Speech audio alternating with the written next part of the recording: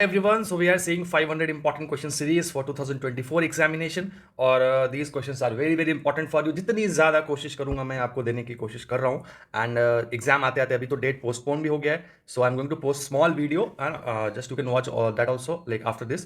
सो exam postpone हो गया है तो यू हैव टाइम, तो आप कुछ और भी सिर्फ प्रीलिम्स के पर्सपेक्टिव में कर सकते हो एडवेंचर, और कोई आपको अभी 15 दिन के लिए मेंस इंक्लूड नहीं करना है या फिर all such things you are not going to divert your कोई भी क्रैश कोर्स नहीं ज्वाइन कर लेना, कुछ भी नहीं. सिर्फ 15 दिन आपको मिले हैं extra just to practice, nothing else. So just go for this question. This question for today is about the deputy prime minister or deputy chief minister. ठीक है, the post is deputy prime minister is not mentioned in the constitution or any act enacted by the parliament.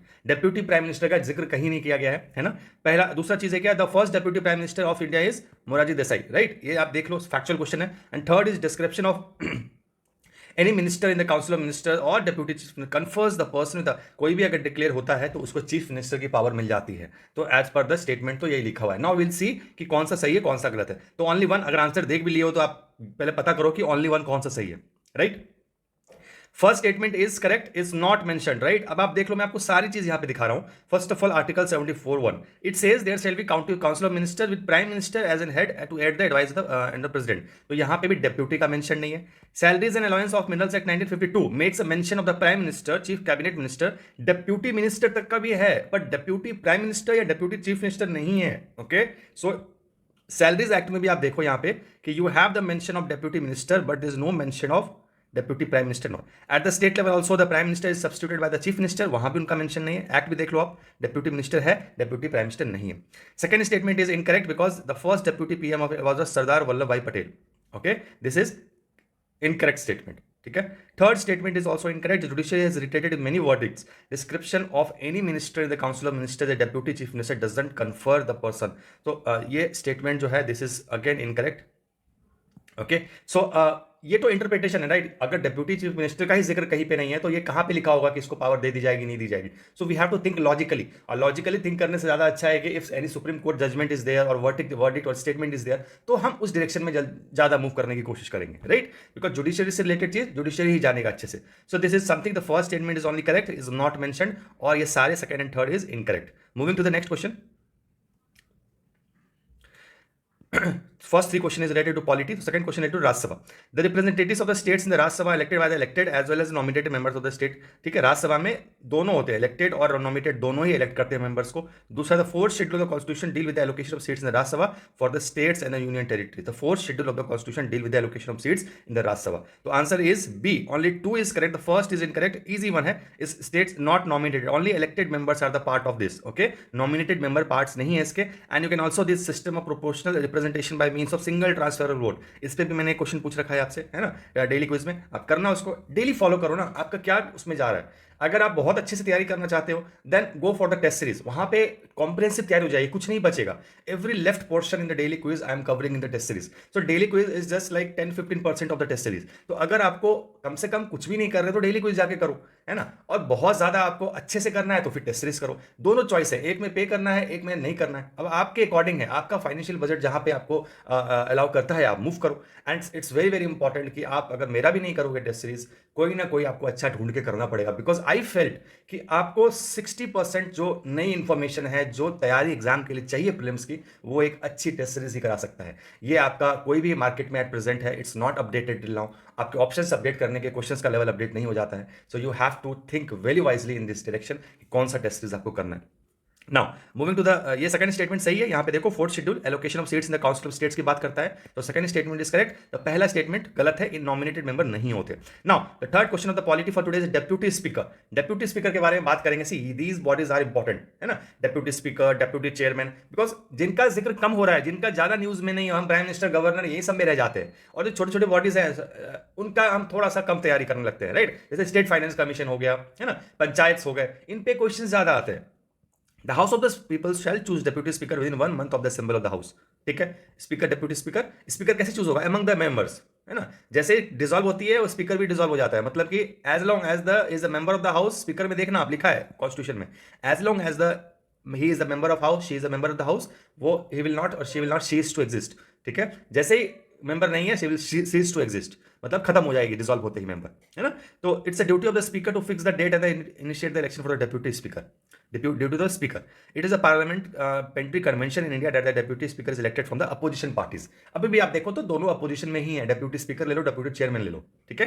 तो अभी ये parliamentary convention चला रहा है। तो अभी आप देखो आंसर इसका डी है 2 and 3. The deputy speaker will 1 month of the assembly, ये गलत स्टेटमेंट है, क्योंकि आप देखो यहाँ पे कॉन्स्टिट्यूशन में क्या लिखा हुआ है, ये देखो बहुत जरूरी है आपको ऐसे लर्न करना polity. The house and the people shall as soon as may be choose 2 members of the house, speaker and deputy speaker. यहाँ पे टाइम मेंशन है नहीं है, इसलिए आप देखो कि डेप्यूटी स्पीकर काफी दिन तक अभी पार्लियामेंट में नहीं है and still you can't raise your voice, है ना. आप बहुत ज्यादा ब्लेम नहीं कर सकते बिकॉज टाइम फ्रेमवर्क तो है ही नहीं, इसलिए बार बार वो केस सुप्रीम कोर्ट में आता है और सुप्रीम कोर्ट बोलता है जल्द से अपॉइंट कीजिए, जल्द से अपॉइंट कीजिए, बिकॉज टाइम पीरियड ही मेंशन नहीं है कब करना है इनको. As soon as may be का कोई भी इंटरप्रिटेशन हो सकता है, राइट. तो दिस इज व्हाट. तो पहला स्टेटमेंट इनकरेक्ट है. दूसरा स्टेटमेंट देखिए आप, ये सेम चीज लिखिए जो मैंने भी आपको बोला है. दूसरा स्टेटमेंट देखिए, फ्रेमर तो constitution explicitly mention the time limit under 62(2). आप देखो यहाँ पे प्रेसिडेंट के लिए तो इन्होंने लिखा है 6 months, पर डेप्यूटी स्पीकर के मेंशन नहीं है. तो ये मैंने एग्जांपल दिया है कि बाकी कुछ बॉडीज है जिनका टाइम फ्रेमवर्क लिखा हुआ है. Okay, this is not the part of the current question, but आप देख लो, ये भी इंपॉर्टेंट है. Second statement is correct. It becomes clear that the first duty of to start the procedure for election duty is casted to the speaker himself. तो second statement सही है. Deputy speaker, its election of deputy speaker shall be held on such date as speaker में fix. ठीक है, तो second statement हमारा सही है, स्पीकर के पास ये जिम्मेदारी दी गई है. थर्ड स्टेटमेंट करेक्ट है because the parliament convention it has been 15 deputy speaker since independence, almost all of them from the opposition party. कोई भी आपको एक सपोर्ट करने के लिए आपके पास स्टेटमेंट होना चाहिए. अभी ये कह दिया कि पार्लियामेंट कन्वेंशन है, पर आपको ये देखना पड़ेगा कि लास्ट के फ्यू ईयर्स में ऐसा सच में हुआ है कि नहीं, है ना. तो आप देखो यार 15 स्पीकर ऑलमोस्ट सारे, मतलब 13 से 14 अपोजिशन से ही हुए हैं, राइट. तो this is something you should know. Yes, it's a parliament convention. अगर कॉन्स्टिट्यूशन रहता तो गलत हो जाता. ठीक है, moving to the next question. It's it cashew के बारे में. ठीक है, इसका कैशू समझ रहे हैं आप, काजू, right. It's low soil needs and can adapt to the changing soil condition without compromising productivity. Has low soil needs. ठीक है, वर्ड्स को पकड़िएगा यहाँ पे. Sorry. Cashew nut agriculture grows in the area. Annual rainfall, annual rainfall देखो कितना है इसका. टेम्परेचर कितना है, टेम्परेचर पता होना चाहिए आपको, है ना. सॉइल कंडीशंस पता होना चाहिए और कहाँ कहाँ पे होता है ये पता होना चाहिए. This is a prime thing for any crop. इसका टेम्परेचर, इसका rainfall, soil condition and where it is grown primarily, तीनों आपसे पूछ लिया यहाँ पे. कमर्शियल कैशू का practice primarily in hill areas, मतलब होंगे कहीं भी उससे फर्क नहीं पड़ता, मेजरली इस हिली एरियाज में कंसंट्रेटेड है.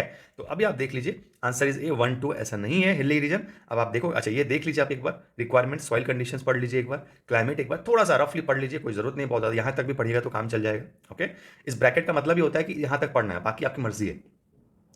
Cashew cultivation is practice 8 states, right. ये 8 स्टेट है, इसमें से कोई हिली एरियाज दिख रहा है आपको? देखो, वेस्ट बंगाल है, गोवा है, आंध्र प्रदेश है, केरला है ना, तो उड़ीसा है. तो it's not primarily in the hilly areas, the east and west coast, right. तो ये थर्ड स्टेटमेंट इनकरेक्ट है आपको.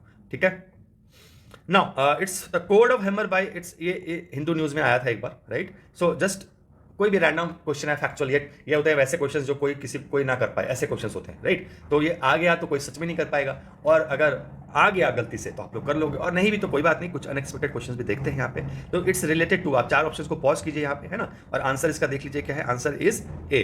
Okay, it's clear focus on the punishment of the perpetrators rather than the compensation to the victims. तो ये देखो I for I जो category है ना, ये देखो आप, code is may be most well known for the lex talionis principle, also known eye for an आई.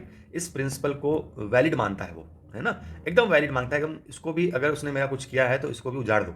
वो विक्टिम्स को कंपनसेट नहीं करते, 4 लाख 5 लाख रुपए नहीं देते हैं, जिसने किया है उनको लटका देते हैं, right. So this is the code of Hammurabi and this is related to the punishment of the perpetrators.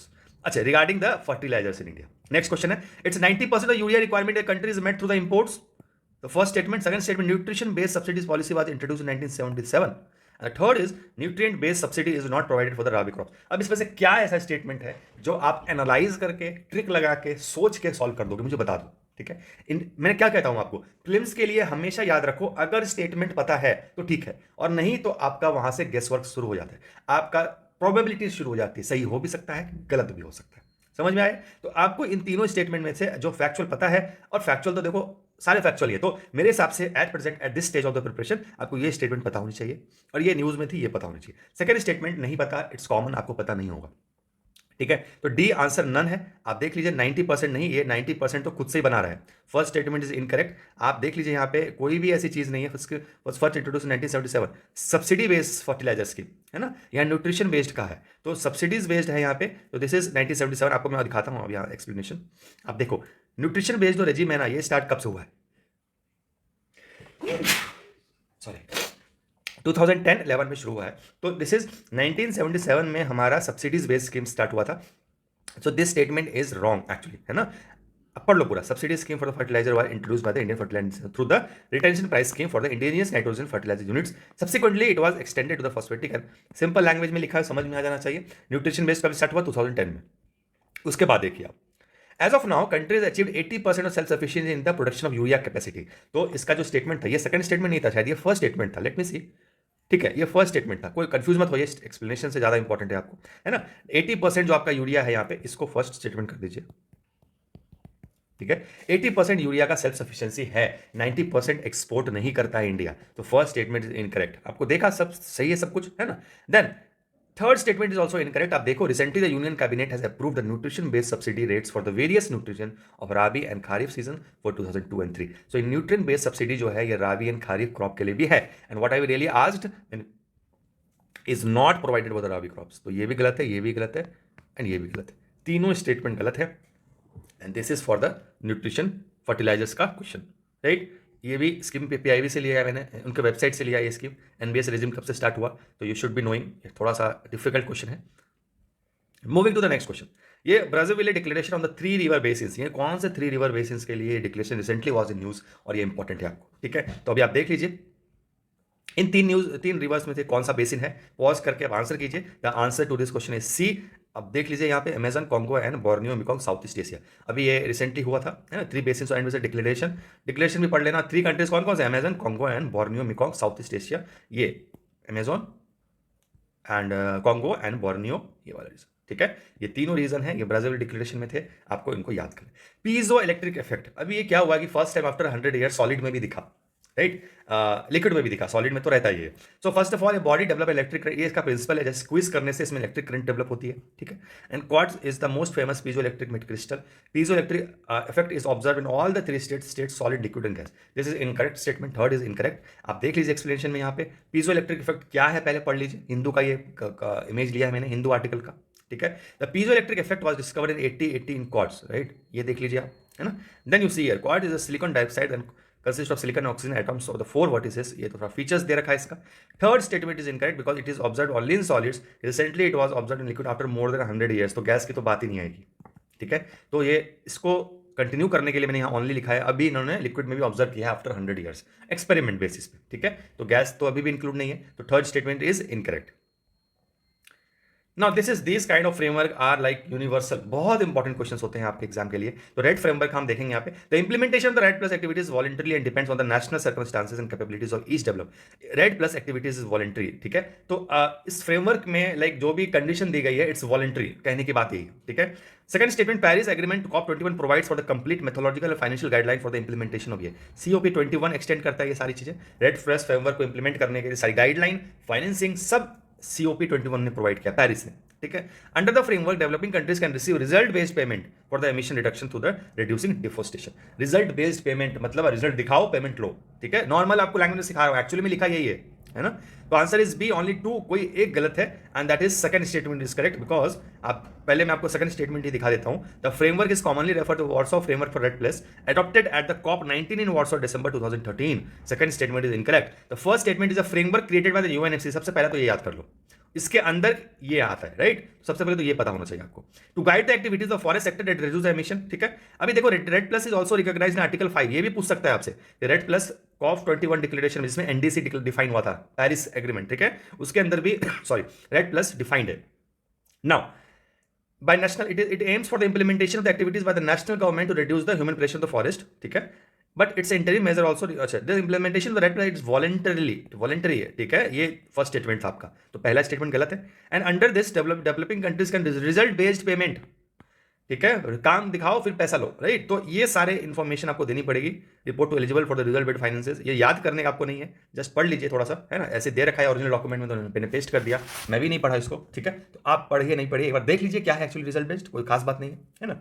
Moving to the next question, land lock countries कौन कौन सी है इसमें, आप देखते जाइए, बहुत ज्यादा आपको टाइम नहीं दूंगा मैं, ठीक है। तो एवं लैंड लॉक कंट्रीज कौन कौन सी है, इन कंट्रीज को आप एक बार कीजिए, पॉज कीजिए और आंसर देखिए, ठीक है। तो इसका आंसर है सी 1 2 4 5, 3 क्या है हमारा, मोजाम्बिक, राइट, ये नहीं है बिल्कुल।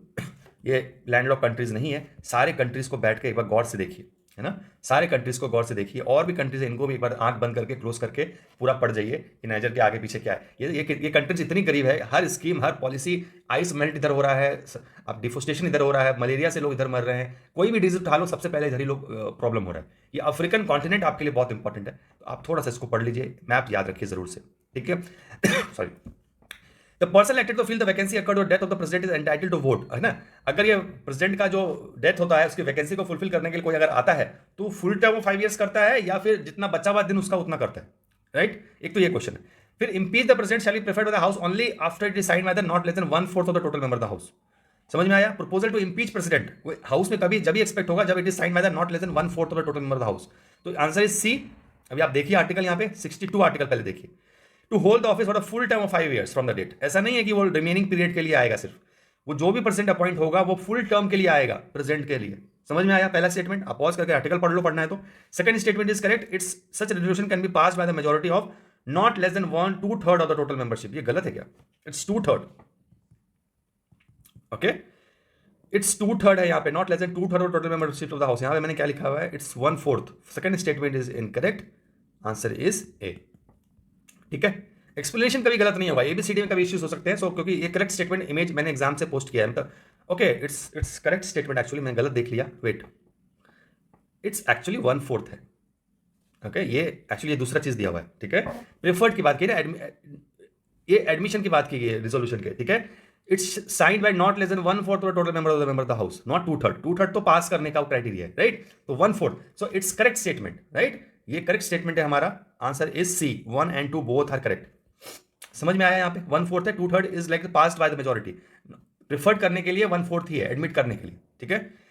The supreme court should mandatorily report to the president if president has asked for any opinion related to the public importance, ठीक है। Supreme court should mandatorily report, अगर प्रेसिडेंट ने कुछ पूछा है सुप्रीम कोर्ट को तो सुप्रीम कोर्ट ना नहीं बोल सकते, right. This constitution given power the parliament to increase the number of जजेस ऑफ द हाई कोर्ट।